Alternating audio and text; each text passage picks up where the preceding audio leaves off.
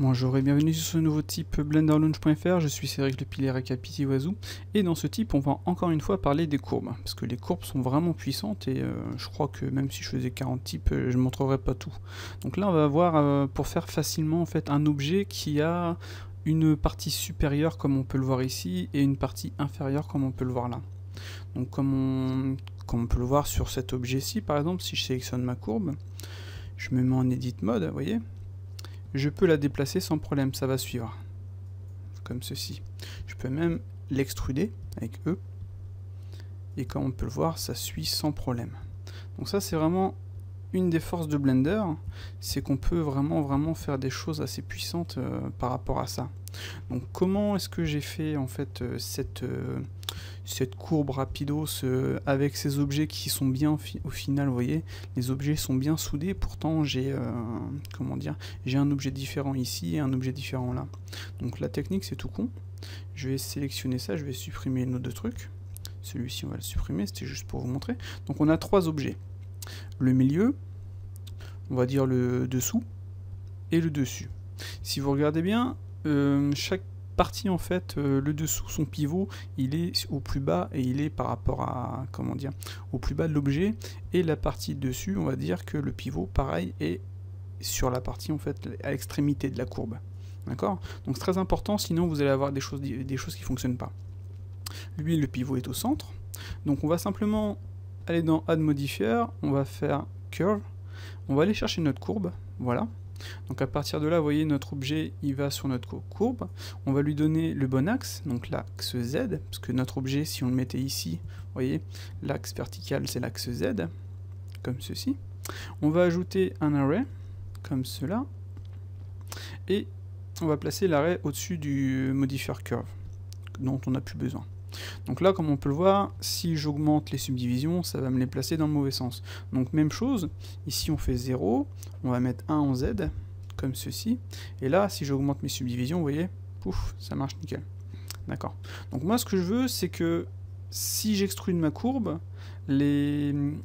comment dire, mes polys s'extrudent aussi, que ça suive exactement. Parce que là, si je sélectionne ma courbe, que je fais par exemple un petit E, vous voyez, ça va nous donner ça. Donc c'est pas forcément ce que je veux. Parce que ça va, quoi qu'il arrive, si on va au bout, par exemple. Si on va au bout... Voilà. Comme ceci. Et si je sélectionne ma courbe, je vais redéplacer ça. Vous voyez, notre objet, en fait, va suivre la courbe. Ce n'est pas ce que nous voulons.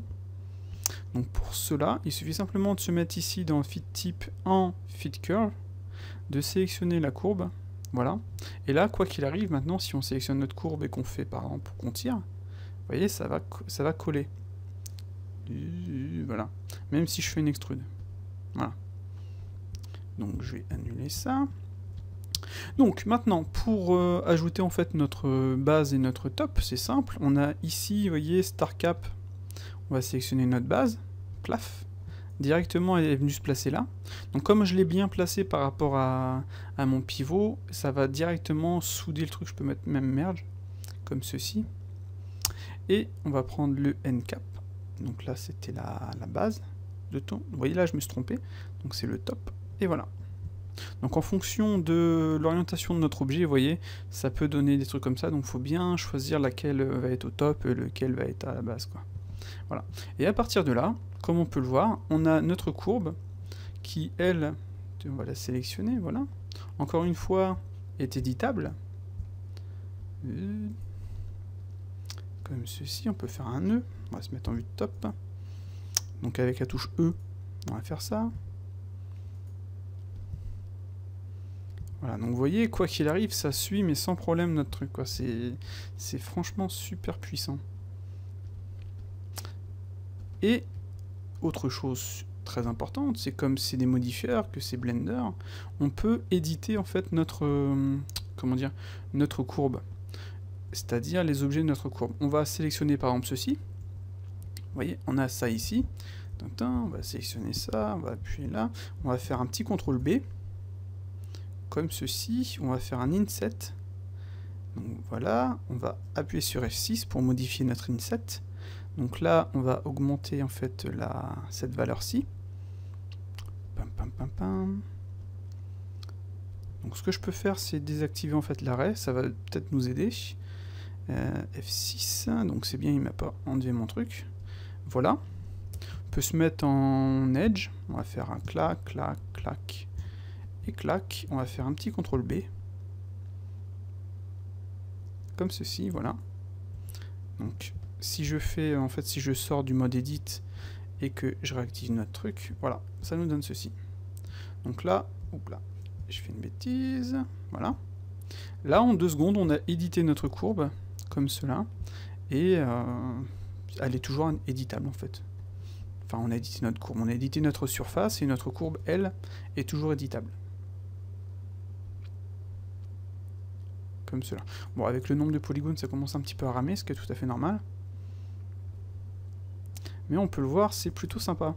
Donc sur la partie, cette partie-ci, vous voyez, j'ai 2 mèches différents. Donc il suffit de les combiner, puis voilà, on peut, à partir de là, on a vraiment ce qu'on veut, quoi. Donc c'est plutôt sympathique. Donc autre méthode pour faire la même chose, mais directement avec des courbes, c'est que vous allez créer une courbe. Donc une courbe, c'est simplement, vous voyez, une courbe de base, hein, sur Blender. Vous allez aller dans courbe, en fait, ici. Vous allez dans Fill, choisir Full, comme ceci.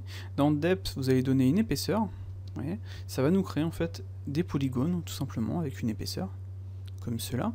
Et vous allez changer la résolution.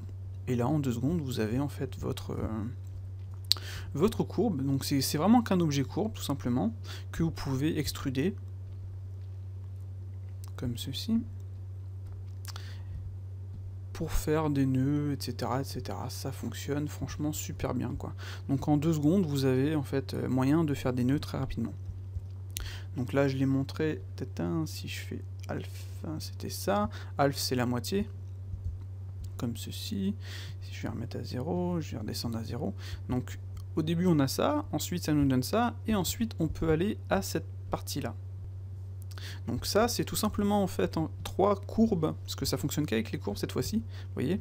C'est 3 courbes, enfin 3 cercles en courbe que j'ai combinés ensemble, et que j'ai été mettre en fait, si je sélectionne ceci, ici dans Bevel Objet, tout simplement. D'ailleurs, je crois qu'on peut même remettre ça à 0, comme ceci. Voilà. Donc si je l'enlève, ça me donne ceci. Donc je peux même remettre ça sur comme c'était sur Alpha, on s'en fout. Là je vais aller chercher mon Bézier et voilà. C'est fait et en plus c'est éditable. Comme de bien entendu. Alors de base en fait votre truc sera droit, mais vous pouvez avec CTRL T, vous voyez, faire une rotation des différentes parties. Hop là, voilà, CTRL T, vous allez vous déplacer. Comme ça vous êtes sûr d'avoir vraiment quelque chose d'un peu plus hétérogène et un peu plus réaliste, quoi, en fonction de ce que vous voulez faire. Voilà, c'est plutôt sympathique. Voilà. C'est vraiment un outil super puissant qu'on n'utilise pas forcément parce qu'on n'a pas l'habitude. Dans les autres softs, il n'y a pas ça. Enfin, dans Modo, j'ai vu qu'on pouvait extruder, mais est-ce qu'on peut faire la même chose avec des trucs, ça je sais pas. Mais pour Blender, c'est vraiment un outil super puissant et à utiliser, mais à 100%, quoi. Donc là, vous voyez, j'ai mis un baiser curve, mais je pourrais mettre n'importe quelle forme et ça fonctionnerait la même chose, quoi. Et ça, c'est plutôt sympa, quoi. Genre une étoile ou autre chose, Donc voilà, on va s'arrêter là pour ce petit tip, parce qu'au final il a été un petit peu long, mais on a vu 2 techniques différentes qui sont vraiment très pratiques à mon avis, et n'hésitez pas à les utiliser, et je vous dis à la prochaine. Salut!